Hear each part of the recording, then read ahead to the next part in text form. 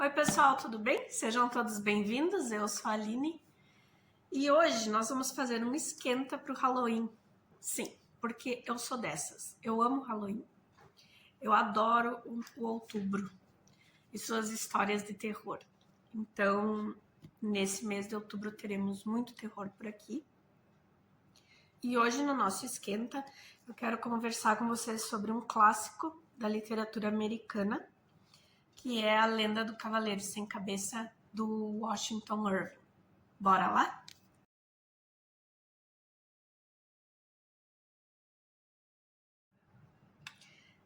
Então, pessoal, eu sempre fui apaixonada por terror e o ano passado eu comecei a pensar em fazer o canal em outubro e eu fui me enrolando e criando coragem até quase final de dezembro. Mas eu esperei ansiosamente para poder fazer no mês de outubro o mês do terror por aqui, porque eu consumo muita história de terror, eu gosto muito. E eu quero fazer esse esquenta com essa obra por ser não só um clássico da literatura americana, como um clássico da cultura pop. Todo mundo já teve contato de alguma forma com essa obra, seja em desenho animado, seja no cinema e seja em alguma leitura que faça referência. E só que a gente fica muito misturado na cabeça, assim, né? A gente acaba se apegando mais ao que foi passado no cinema do que o real conhecimento da obra e do motivo pelo qual ela foi escrita. Então, para a gente entender melhor o contexto e essa obra, a gente vai saber um pouquinho sobre o Washington Irving, que é o autor, tá? Então, ele era um autor considerado o primeiro americano a viver da escrita, portanto, considerado o primeiro escritor, e também um grande historiador, porque ele passou a vida dele pesquisando e estudando histórias, não só dos Estados Unidos, como de alguns países da Europa. O pai dele era escocês e a mãe era inglesa. E o pai dele era um pastor presbiteriano. E ele, desde muito novo, assim, sempre gostou de ler. Então, foi uma transição muito comum para ele sair da leitura para passar a ser escritor. Ele também foi para a Europa durante um período onde ele teve contato com diversas lendas e com diversos outros escritores. E ele começou a juntar todo esse conhecimento, tanto de história quanto das lendas do velho continente, para começar a escrever. Então, a maioria das obras dele vai ter um bocado de informação histórica, mas sempre vai ter esse viés mais do terror, da assombração, da lenda. E A Lenda do Cavaleiro Sem Cabeça é algo assim. Como o Irving nasceu em 1783 e fazia poucos meses que a Guerra de Independência tinha acabado, nas obras dele a gente vai ter muito essa questão relacionada à guerra, porque ele, por ter nascido nesse período, a vida dele inteira foi permeada pela forma como os Estados Unidos estava se desenvolvendo, como país independente. E muitas lendas e muitas histórias da tradição oral, elas criaram esse terror e esse misticismo ao redor da guerra. E é isso que a gente vai ver aqui na Lenda do Cavaleiro Sem Cabeça.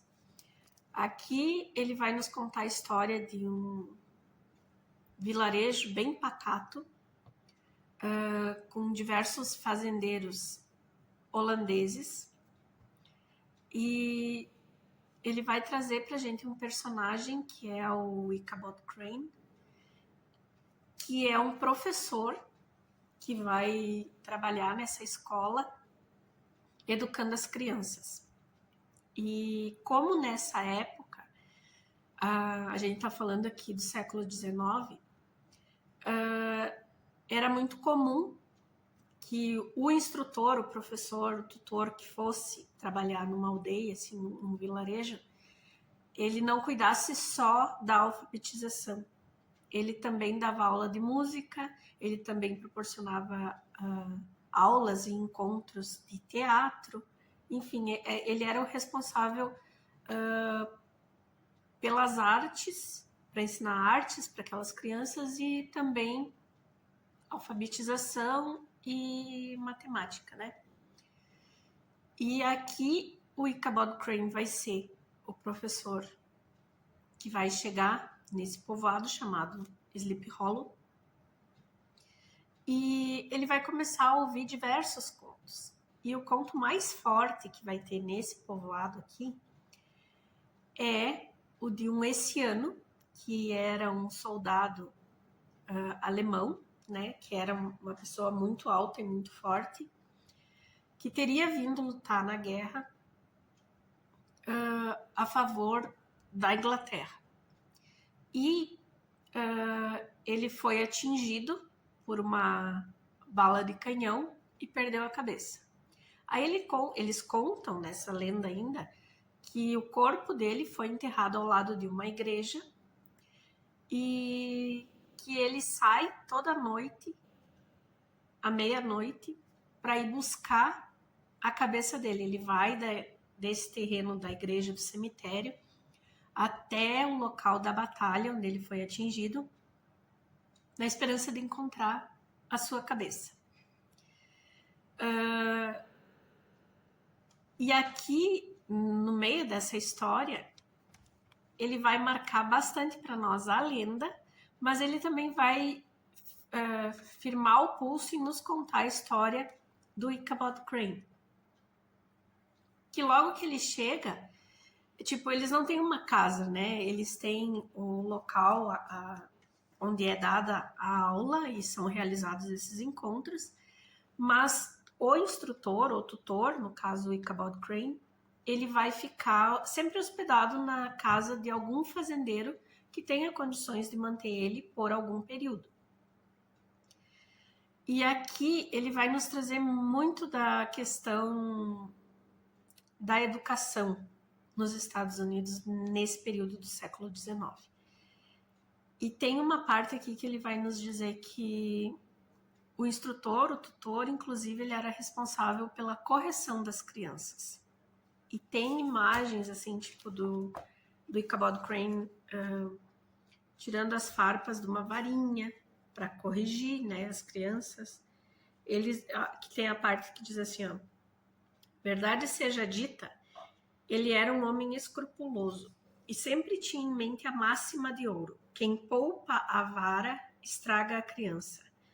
E Ichabod Crane certamente não estragava seus alunos.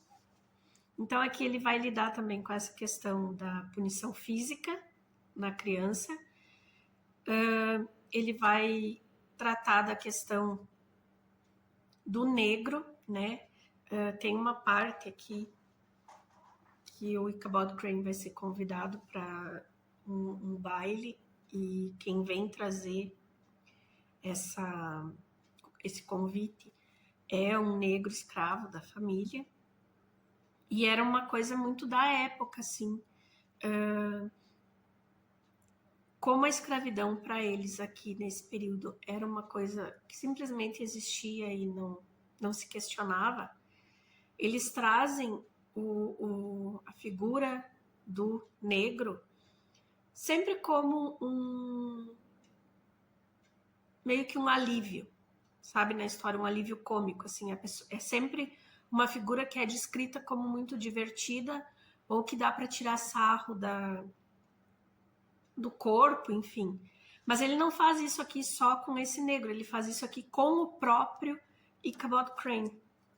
A descrição do Ichabod Crane é algo. Deixa eu ver aqui para mim ler para vocês. Tá aqui a descrição do Ichabod Crane. era alto, mas extremamente delgado, de ombros estreitos, braços e pernas compridos, mãos que pendiam quilômetros além das mangas, pés que poderiam ter servido como pás, e todas as partes da constituição se uniam de maneira muito frouxa. A cabeça era pequena e achatada no alto, com orelhas enormes, olhos grandes, verdes e vítreos, e um longo nariz de narceja, de modo que parecia um galo dos ventos empoleirado em seu pescoço de vareta para informar em que direção soprava a brisa. Ao vê-lo caminhar pela crista de uma colina num dia de ventania, com as roupas folgadas esvoaçando em torno dele, alguém poderia confundi-lo com o espírito da fome descendo à terra, ou com um espantalho em fuga do milharal. Ele usa esse bom humor, assim, para descrever vários dos seus personagens. E mais adiante ele diz que era complicado hospedar um professor como o Ichabod Crane, e ele justifica assim, pois ele era um grande glutão e, embora delgado, tinha os poderes de dilatação de uma anaconda. Porque quem hospedava era responsável por toda a alimentação, enfim, né? E por ser glutão era bem mais complicado. Mas, seguindo a nossa história, ele vai terminar de contar, o Irving vai terminar de contar para nós essa lenda do Hessiano, né? Do soldado alemão que foi decapitado com a bola de canhão e que veio a ser o cavaleiro sem cabeça da lenda. E ele vai dizer que essa assombração, ele não se limitava a ficar só nessa parte do vilarejo onde tinha a igreja e a ponte. Ele atravessava essa ponte e ele passava por demais vilarejos, porque ele ia exatamente no local onde ele foi morto e onde ele perdeu a cabeça, procurando a cabeça. O Ichabod Crane, ele vai se apaixonar por uma moça. Primeiramente, parece para nós como uma paixão. E ela é filha de um dos fazendeiros mais ricos ali da região, o Van Tassel. E ele vai representar aqui não só o professor apaixonado pela menina rica, mas também o americano ambicioso, porque ele não vai se apaixonar só pela menina. Ele deixa claro na passagem aqui, onde o Ichabod está falando da paixão dele, que ela terminou de conquistar o coração dele quando ele viu o tamanho da casa e da fazenda que a família dela possuía. Porque ela era a única filha e quem casasse com ela ia herdar tudo aquilo.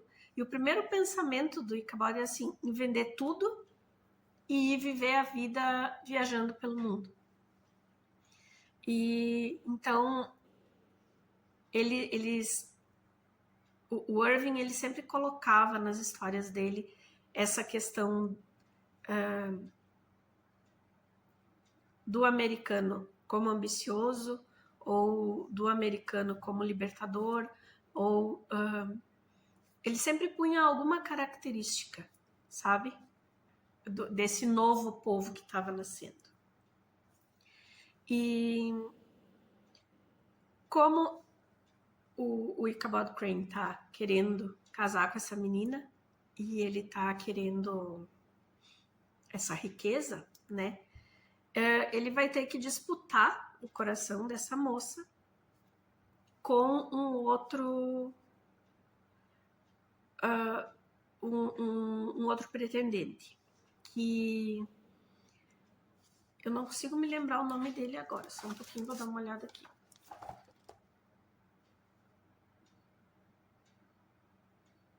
Brom Bones. E ele vai ter que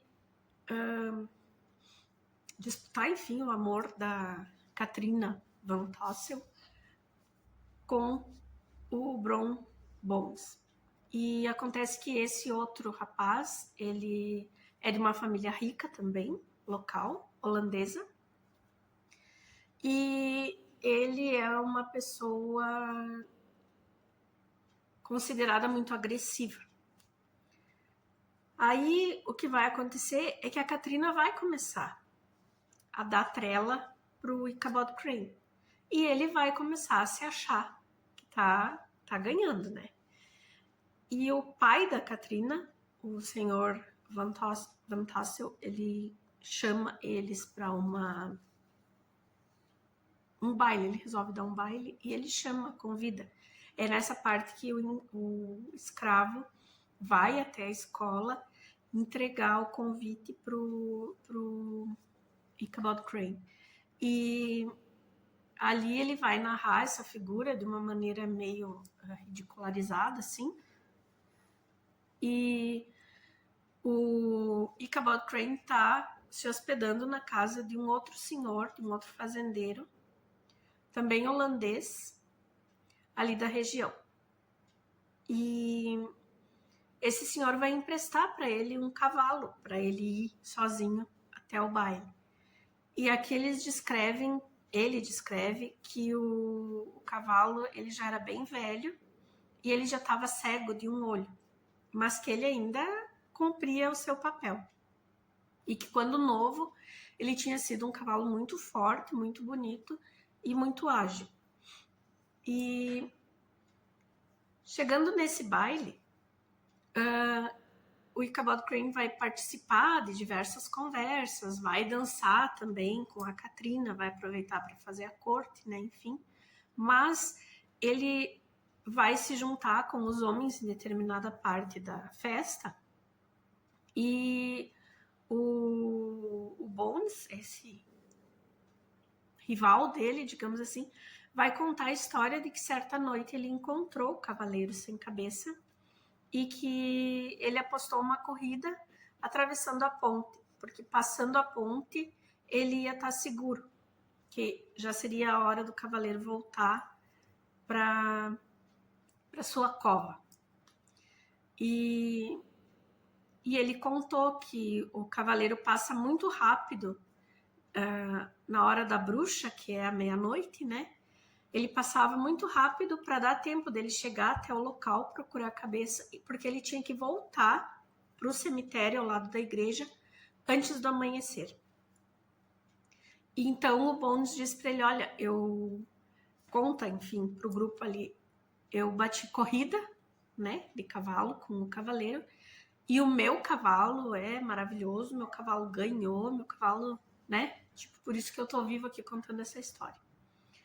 E o Ichabod Crane fica para trás naquela noite, ele fica se permitindo um tempo a mais para conversar com a Katrina. Desculpem, tá? É o Drogo latino, não nem bola. E a Katrina dá uma trelinha para ele ali, mas ela acaba rompendo naquele momento e diz, olha, até agora a gente tava conversando e tal, mas não é isso que eu quero, né? Tipo, eu escolhi o Bones, enfim. E o Ichabod sai dali assim, indignado, e pega o cavalo e segue seu caminho, mas ele tá tão indignado que ele não tá pensando nem em que horário ele tá. E é a hora da bruxa. Então, ele segue ali indignado e quando ele se dá conta, assim, que tá muito escuro e que começa uma ventania, ele começa a ouvir passos perto dele. E ele olha assim e ele segue. Daí quando ele acelera, os passos aceleram. Quando ele diminui a velocidade, os passos também diminuem. Até que ele olha para trás e ele vê assim, tipo, numa colina, ele vê um cavaleiro subindo. E ele vê que é uma pessoa muito alta, que o cavalo também é muito grande. E dali a pouco ele percebe que tá faltando alguma coisa nesse cavaleiro. E quem é o cavaleiro? Quando o cavaleiro chega perto dele, que ele vê que na estatura, assim, tem a capa que é alta e os ombros. e ele vê que essa pessoa está carregando alguma coisa junto dele na cela. E ele olha e ele acha que é uma cabeça. E ele acelera, ele vai com tudo assim. Pensa no pavor, porque daí é a primeira vez que ele tá vendo alguma assombração. E de aqui pra frente vai ter spoiler, tá, pessoal? Pesado. Até agora foi leve. E por conta e risco de vocês. E ele segue o baile e ele começa a acelerar muito. E o cavalo vai dando conta, até que ele chega perto dessa ponte, onde ele tenta acelerar mais. E olhando para trás para ver o que está acontecendo, está ficando longe, está. E ele vê que o cavaleiro pegou aquela coisa que ele tinha ali na cela junto com ele e arremessou. E quando ele vira para frente, ele só sente o baque daquilo na cabeça dele e ele cai desmaiado. O cavalo é encontrado no dia seguinte pastando na propriedade do dono. E o Ichabod Crane não aparece mais, nem para o jantar, nem para a aula, para nada. Então eles começam a criar grupo de busca e eles encontram num riacho próximo da ponte o chapéu do Ichabod Crane e uma abóbora rachada. Essa história vai sendo contada, enfim, dali em diante, e o Ichabod Crane nunca mais apareceu. Essa é a história escrita pelo Washington Irving. Aí nós temos as suas outras versões. Nós temos para o cinema a adaptação do Tim Burton com o Johnny Depp e com a Christina Ricci, se não me engano. E é do final da década de 90, eu acho, essa adaptação. Eu não tenho aqui bem certo o ano para dizer para vocês. Mas é uma história já com diversas alterações, né? Eu vou procurar o link do filme e vou deixar aqui para vocês se eu achar, tá? Nessa adaptação, a gente já vai ter uma coisa bem mais sombria do que a história do Irving. Mas a gente vai ver também nessa adaptação essa questão do cavaleiro saindo do cemitério e tal. Isso permanece. O Ichabod Crane muda, né? Ele já não é um professor, ele é um investigador que vem a Sleepy Hollow para tentar desvendar crimes. O Ichabod Crane, ele é um investigador que vem a Sleepy Hollow para investigar crimes, né, decapitações que estão acontecendo.